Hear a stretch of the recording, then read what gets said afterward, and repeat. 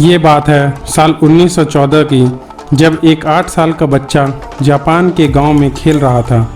तभी उसने 4 पहियों पर चलती एक मशीन देखी थी।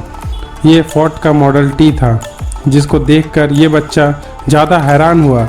यही वो वक्त था जब उस 8 साल के बच्चे को गाड़ियों और मैकेनिक पार्ट से प्यार हुआ। किसको पता था कि आने वाले वक्त में इसका नाम हमें हर छोटे बड़े गाड़ियों पर देखने को मिलेगा, जिसका नाम सोइचिरो होंडा था। सोइचिरो होंडा का जन्म 17 नवंबर 1906 को जापान के एक छोटे से गांव शिजुओका में हुआ था। पिता का नाम गिहेई होंडा था, जो एक गरीब लोहार थे। वे पुरानी टूटी हुई साइकिल खरीदकर उन्हें ठीक करके बेचते थे। सोइचिरो को शुरू में औजार से खेलने का शौक था। वे भी अपने माता पिता का हाथ बटाया करते थे। होंडा को पढ़ाई लिखाई पसंद नहीं थी। यही वजह रही कि उन्होंने लगभग 16 साल की उम्र में पढ़ाई छोड़ दी। एक दिन उन्होंने अखबार में सोकाई कार कंपनी में मैकेनिक की नौकरी का प्रस्ताव देखा और टोक्यो चले गए। उन्हें काम तो मिल गया, लेकिन उनकी उम्र को देखते हुए केवल साफ सफाई का ही काम दिया गया। सोइचिरो उस छोटी सी कंपनी में सबसे कम उम्र के कर्मचारी थे। सोइचिरो ने सोकाई कार कंपनी के मालिक से निवेदन किया कि उन्हें मैकेनिक का काम सीखने दिया जाए। उनके निवेदन को स्वीकार करते हुए कंपनी के मालिक ने सोइचिरो को दूसरे ब्रांच में भेज दिया। यहाँ रात को रेसिंग कार की तैयारी की जाती थी। सोइचिरो अपनी लगन और मेहनत से बहुत जल्दी ही काम सीख गए और एक उम्दा मैकेनिक बनकर उभरे। 23 नवंबर 1924 को सोकाई कार कंपनी ने 5वीं जापान कार चैंपियनशिप में हिस्सा लिया। यह सभी कारों को पीछे छोड़ते हुए रेस में प्रथम आई। सोइचिरो ही इस जीतने वाली कार के मैकेनिक थे। जीत के बाद यह टोक्यो की पसंदीदा कार बन गई।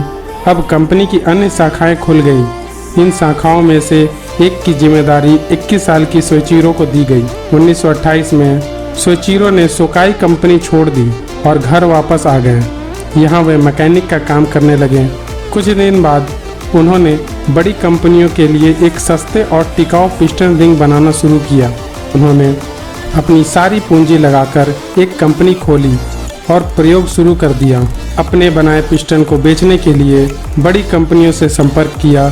जल्द ही उन्हें टोयोटा की पिस्टन रिंग सप्लाई करने का कॉन्ट्रैक्ट मिल गया। लेकिन इस बीच एक रेस के दौरान उनका एक्सीडेंट हो गया और वे बुरी तरह जख्मी हो गए। उन्हें 3 महीने तक अस्पताल में रहना पड़ा। अस्पताल में उन्हें पता चला कि उनके बनाए पिस्टन की क्वालिटी तय मानकों के अनुसार पास नहीं हुई। उन्होंने टोयोटा का कॉन्ट्रैक्ट खो दिया। जीवन में सब उनके खिलाफ चल रहा था। उनके जीवन की पूरी कमाई डूब चुकी थी, लेकिन उन्होंने हार नहीं मानी और पिस्टन की क्वालिटी को सुधारने के लिए कई कंपनियों के मालिक से मिले। लेकिन तभी एक और आफत आ गई। 1944 में दूसरे विश्व युद्ध के दौरान अमेरिका B-29 हमले में उनकी फैक्ट्री पूरी तरह जल गई। इस घटना ने उन्हें दहला दिया, लेकिन युद्ध खत्म होने के बाद उन्होंने अपनी कंपनी के अवशेषों को 4,50,000 येन में बेचा और अक्टूबर 1946 में उन्हीं पैसों से होंडा टेक्निकल रिसर्च इंस्टीट्यूट खोला। युद्ध में हारने के बाद जापान की अर्थव्यवस्था बुरी तरह डगमगा गई थी। लोग पैदल या साइकिल से चलने के लिए मजबूर थे। इन समस्याओं को देखते हुए सोइचिरो ने एक छोटा इंजन बनाकर साइकिल से जोड़ दिया। उनका यह कॉन्सेप्ट लोगों को बहुत पसंद आया और बाइक बिकने लगी। यहीं से सोइचिरो की सफलता शुरू हुई। 1949 में उन्होंने कंपनी का नाम होंडा टेक्निकल रिसर्च इंस्टीट्यूट से बदलकर होंडा मोटर्स रख दिया। इसी साल उन्होंने 2 स्ट्रोक इंजन बाइक लॉन्च की। इसके बाद उन्होंने पीछे मुड़कर नहीं देखा। कंपनी 1961 में हर महीने 1 लाख मोटरसाइकिल का उत्पादन करने लगी थी। 1968 में कंपनी के हर महीने का उत्पादन बढ़कर 10 लाख मोटरसाइकिल हो गया। जापान की अर्थव्यवस्था सुधरी और होंडा ने 4 व्हीकल्स में कदम रखा।